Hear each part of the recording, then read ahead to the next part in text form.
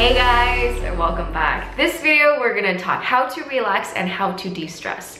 For as much as I talk about self-care, the importance of self-care, the importance of making time for yourself, the importance of taking care of yourself, the importance of sleeping early, of eating healthily, of doing all the good things that you know will be good for you, I haven't been doing any of that at all. A few days ago, I woke up with a huge kink in lower neck, upper back, right here. My range of motion was like this. When I went to sleep or when I got up after laying down, I'd either get stuck like a roly-poly or I'd have to use my hand slowly, gently lay myself down or like come up. And it's just, yeah, it's interesting how we will prolong or we will not do something that we know we should do for a long time until something bad happens, like, you know, physical pain. And so this video, 6 very practical self-care tips on how to go from where I was a few days ago to, you know, today. I feel like aside from the stress pimple, I think I'm doing pretty okay. So let's get started.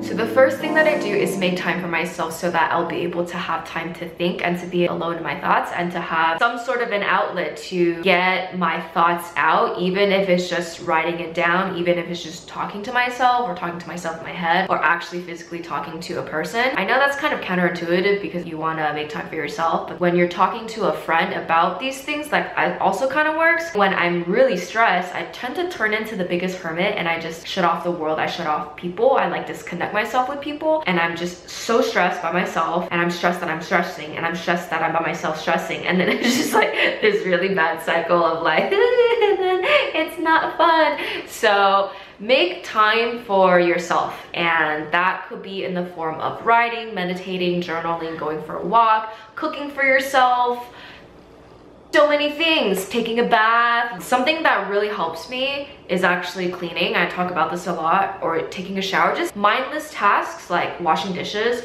or vacuuming the floor or sweeping the floor, going on autopilot. Your brain can wander and think of, okay, so why, Rowena, are you so stressed? What is it really that you've been going through? How do you feel? Are you really okay? And the most important thing with making time for yourself is we innately already all know what we can do to make ourselves feel better. But there's like a huge difference between knowing and actually doing something. I know meditating will make me feel better. I know how to meditate. I know how to journal. I know how to write down my thoughts. I know how to be alone by myself. But if I don't actually do it, then none of it matters. Same thing with how poorly I've been eating. It doesn't matter if my pantry is stocked with a bunch of superfoods and a bunch of dietary supplements and a bunch of vitamins. If I don't actually take it, it's not actually gonna help me. Again, the first thing is to make time for yourself and know that you need to actually do the things instead of just thinking about it.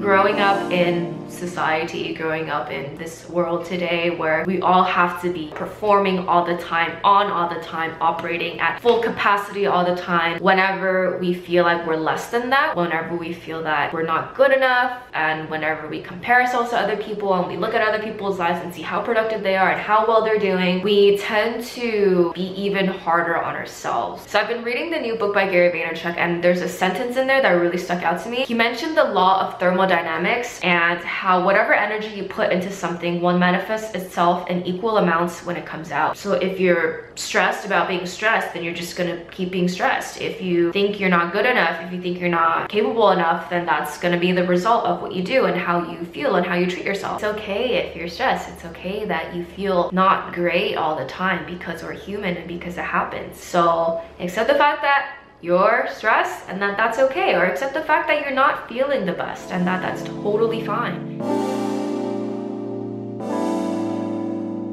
There's a couple ways to categorize these types of stressors and why you're stressing. I think the most straightforward one is internal or external. It could be both. So internal is expectations for yourself, voices in your head telling yourself you're not good enough, you're not whatever enough, being a perfectionist, wanting things to be done a certain way, just anything internal, like voices in your head. And there's external. So external could be your relationship with people, anyone, family, friends, conflicts, or it can even be something like environmental factors, a little maybe out of your control, commuting, it could be crowding, it could be pollution, anything. All of these are causes of stress. Some of them are a lot more apparent, like the voices in your head telling yourself you're not good enough, but a lot of these things are things that, like daily hassle, we don't really think of it because we're just doing. Or maybe even the voices in your head, maybe it's been just there for so long that you just kind of accept it as who you are and accept it as reality and accept it as truth, when it shouldn't be, because we should love ourselves and silence those voices in our head because they're not nice.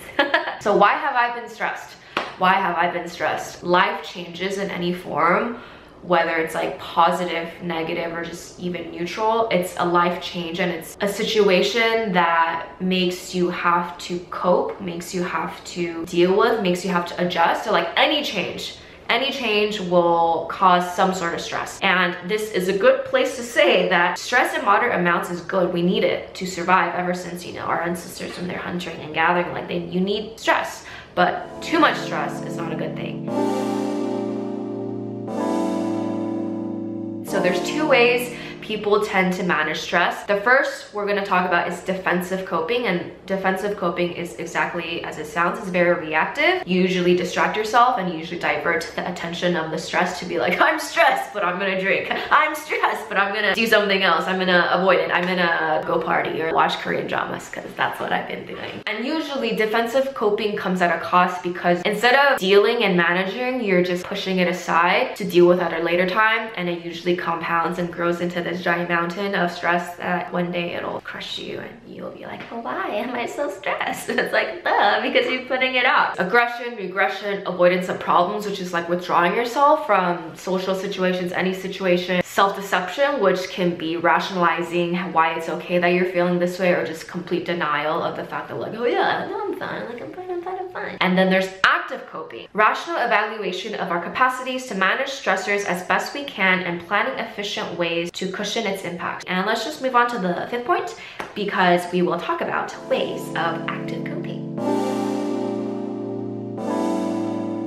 We kind of talked about this in the first section, where there's a huge difference between knowing and actually doing. So this is the doing. The active coping, the being proactive, the playing offense versus playing defense, the doing the things that we know will make us feel better and will make us more chill and not as stressed. I categorize my stressors into 5 categories. I'll like identify what it is and then what I'm going to do to help myself do better. First thing is relationship with my work and time on the computer. I spend way too much time hunched over, like a little hunchback. Yeah, that's not okay, because that's really bad for my posture. That's very bad for my neck. That's very bad for just like my overall well-being and like my eyeballs. What I do is I keep a water on my desk and I keep drinking it, keep refilling it, so that once it's done, I need to refill it and stand up, and then I need to go to the restroom and I need to stand up, or I'll go outside for a walk, look at greenery. My mom actually put me on a very strict schedule. Every 1 hour I need to go outside for at least 10 minutes to look at the sky, to look at the flowers, to look at the plants, to look at green things. So if you can't go outside, just get up and stretch, or even just to breathe. I mean, we're breathing on a day-to-day basis, but there's a difference between shallow breaths and deep breaths. Next thing is my body. My body has been very tense. Being hunched over on a computer, like overextending my neck, and just that's not cool. I'll link down below a video my cousin sent me a while ago. For every hour you work, you stand against a wall and then you do some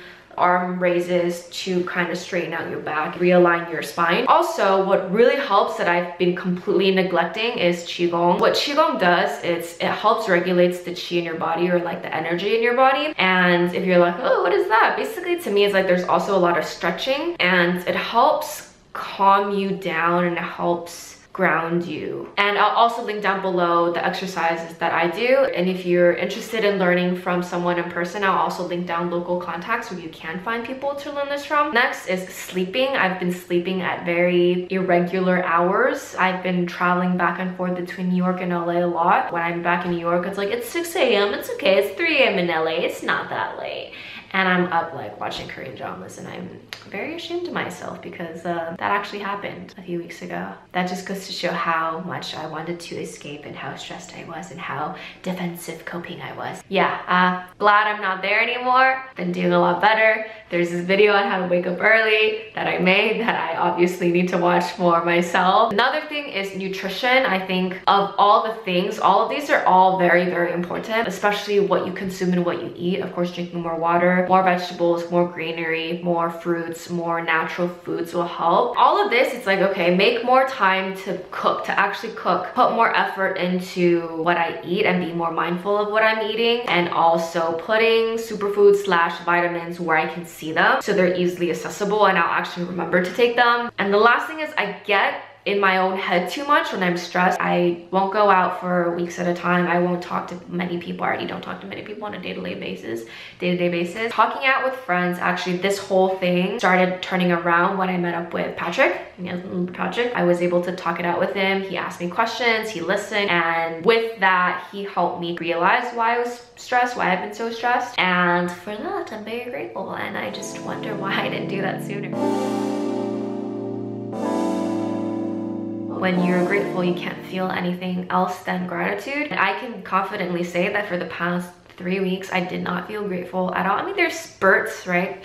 But for the most part, because I was more overwhelmed with this not the most positive feeling of being stressed, I couldn't be grateful that, wow, it's so amazing that I am alive and that I can do something like this and that I can share my experience and my story with you guys as I'm learning so that we can all learn together. It's so silly that we kind of do that to ourselves. So it's like turning I can't to I can, turning the voices in your head where you're like, oh my God, why are you doing this again? Why did you do this? I knew why, Rowena, like you're so turn that into like a, hey, you know, like you made a mistake, it's okay. Or like, hey, like you're not feeling the best, it's okay. Like take a break, take a rest, sit down, postpone the posting date for a video. Like the world's not gonna end if you don't do this thing. Taking yourself out of the equation, I guess, or just being more mindful, grateful, intentional, compassionate. I think at the end of the day, that's what will really help move this world forward and help make this world a much better place if we can all cultivate our hearts and ourselves to try to do the best we can where we are. Remember that whatever it is that you're going through, whatever it is that you're stressed about, it's okay to feel the way you feel. It's okay to be the way you are. It's okay to be who you are and to feel what you feel. And remember, you're not alone. I'm not alone. We're all not alone. We have each other. We all go through the same things. Maybe some people are better at hiding it than other people. Maybe some people learn how to manage it better. But at the end of the day, we're all human. We all go through these things and it's totally fine. And lastly, thank you so much to Care for sponsoring this video. As with everything we talked about, they believe that everyone has their own individual journey, that they have their own individual path to personal health, and their mission is to help you find yours through vitamins. This is so cute. There's your name on there,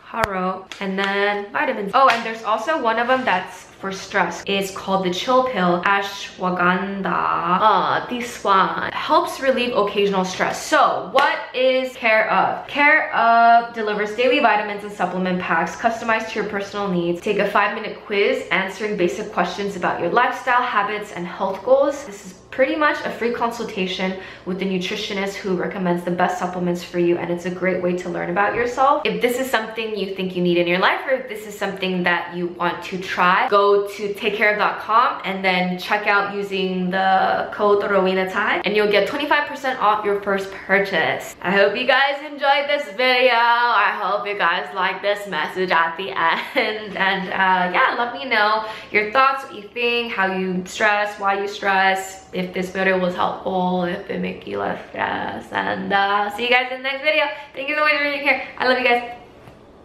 What was that? I don't know. Finger hearts. Bye!